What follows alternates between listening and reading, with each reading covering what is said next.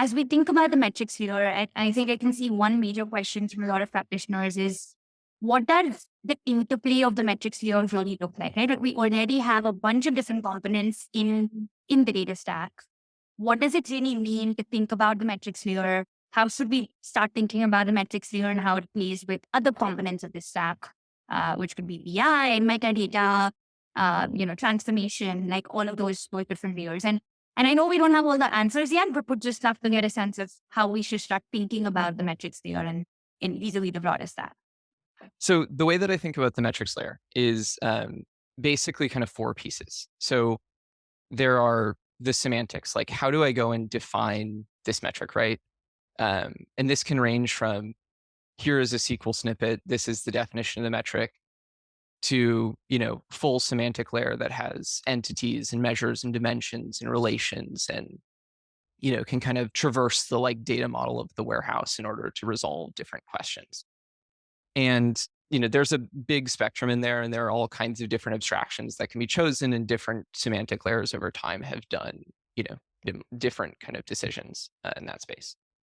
Then there's performance. Like, great, now I have this semantic model. How do I go and build logic against this, execute it against some, compute environment, whether it's a warehouse or just a compute engine on a data lake or something along those lines. Then there's, how do I query this thing? Like, what are the interfaces that I use to say, go and build that logic and pull it out of the data warehouse or out of the data lake, resolve it into this kind of, measure this quantitative object that I can then go and use in some analysis.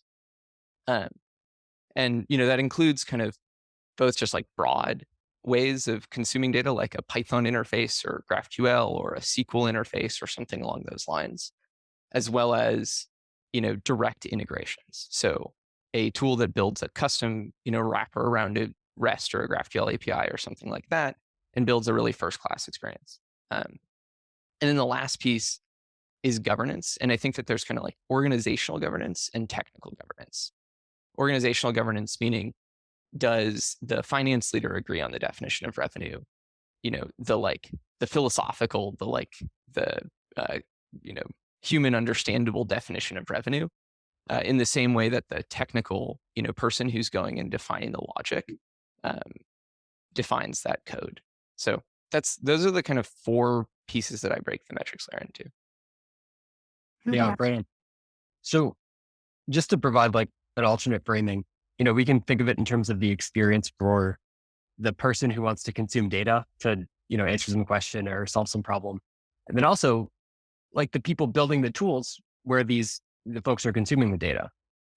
And so it's a little bit at odds with each other, because the consumers, within the business who want to look at a line chart, like over time, they want to see the exact same metric in every single tool. And if they're using a sort of data catalog or data discovery tool, they want to see the exact same definition there, and they want it all to update in real time. And so you have this really giant, network of different tools that conceivably need to talk to each other. And that's sort of a hard thing to organize and make happen in practice. And so to me, that's why the idea that, we call this the metrics layer sort of makes sense. It is sort of a single abstraction layer that everything can interface with, so that you can get, precise and consistent definitions in every single tool. So I don't know if we want to go, deeper on the metadata parts of this now or later, but to me, that's where metadata really shines. It's like, this is the metric. This is how it's defined. This is its provenance. Here's where it's used. Like, this is actually the data itself. It's attributes of the data. And that's sort of the sort of information that can synchronize all these different tools together around shared data definition. Yeah. Yeah. Just to add to that piece around metadata, the metric is like one of the most consistent objects in an organization's life. Like, every table, every, products change, tables change, like everything changes. Even the definitions of these metrics, like all of the logic that kind of leads up to them evolves. But, most businesses end up tracking the same kind of North Star metric from the very early days all the way into, the like later stages of that business's life. And if over that time you can attach metadata to it, Like that is incredibly valuable. If you, and you know, the example that I always think about is at Airbnb, we tracked, you know, nights booked, super important metric. It was important from the very early days when like, you know, BI was literally like a printed off graph that, you know, they put on the wall at like the first office. And it's still the most important metric that the company talks about in public earnings calls.